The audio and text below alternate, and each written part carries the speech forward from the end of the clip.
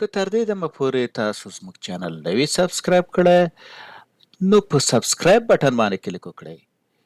د که ویډیو مو خوښه شوه نو په لایک بټن باندې کلیک وکړئ. د نور سره شریکولو لپاره په شیر بټن باندې کلیک وکړئ.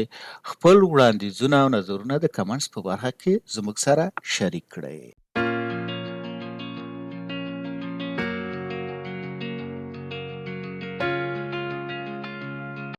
راځو اوریج فنکشن ته راځو. مثال دا به د دې نه لري کو، اول دا به سلیکټ کو، بیا به رائټ کلیک کو، ورته شي ډیلیټ. دلته ورته د دې په ځای د ټوټل هم نه لري کوم په دې شکل سره ډیلیټ کوم او دلته لیکم چې مثال چې اوریج دا چې د اوریج فنکشن اوسط موږ ورته چې اوسط یا منځنی حد. اوس ورته هم چې مساوي دلته لیکلی شم چې اوریج مثال ډېر فنکشن دي خو وروسته بیا اوس موږ تر اوسه په بیسک کې یو په بګنر کې یو. مثال تاسو فنکشن سره آشنا شئ. مثال دلته دا نیسم سلیکټ کوم په دې شکل سره قوس باندوم انټر. مثال دا د دې څه شو اوریج شو. که چېرته زه دا فورمولا مثال کالمونه زیات وي یا ټوټل هم دلته لیکلی یا اوریج زه غواړم نو بیا همدغه فنکشن زه کولی شم چې دلته راشم. کله چې ماوس ګوره ماوس علامت په دې شکل ده ډبل جمع ده، که نری جمع شوه په دې شکل سره نو داسې ونیسئ کشه کوئ تر دې پورې. دا یې څه ده کاپي کولو.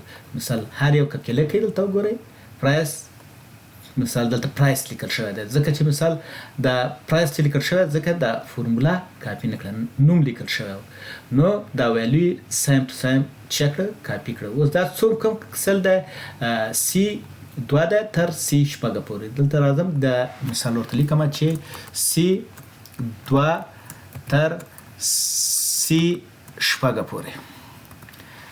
مثال انټر کوم. مثال دلته به دا چیرې شي د سی 2 نه تر سی شپږ پورې. که اوس بیا را کاپي کوم مثال دا به څه وکړي تغییر وکړي. مثال دلته وګوره دا وګوره دا وګوره. یو شي ته متوجه اوسئ که چېرته نوم دې ورکړی وي هغه تاسو کش کړئ نو هماغه نوم څه کوئ کاپي کوي. لکه دلته موږ دا څه کړی ده نوم هم ورکړی دی. دې ځای کې وګورئ دا نومونه دي. مثال کله چې موږ نوم ورکوو نو دا کله چې کش کوو کاپي کوو نو دا څه کوي هماغه یو کم سل چې موږ ورکړی هغه کاپي کوي. اوس راځو دا فنکشن د کوم کټګوري پورې مربوط ده. مثال د دې نه هم کولی شي فنکشن ډیالوګ باکس راولئ او دلته مثال فورمولا بار کې فنکشن په دې باندې کلیک کوئ د دې نه هم ډیالوګ باکس راولئ. اسانه کار دا دی چې فورمولا تاب کې یا بار کې فورمولا بار کې او د فنکشن لایبرری کټګوري کې دلته راشئ. مثال مور فنکشن او statistical function دلته اوریج ونیسئ.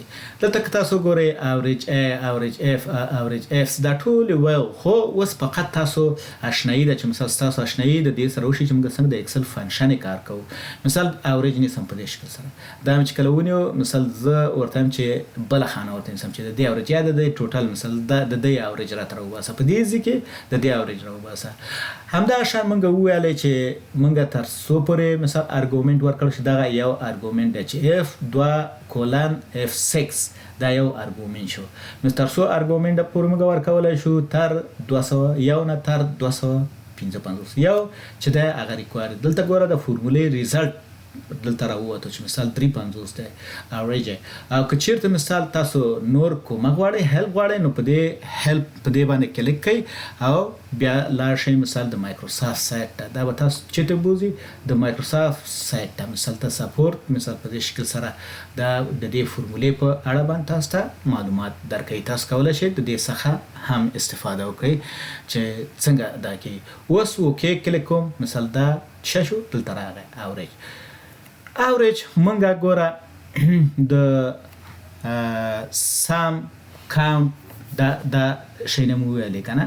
مثال مخکې مو ویل چې سام څنګه کار کوي. اوس راځو اوریج په خپله مثال څنګه دغه کوو.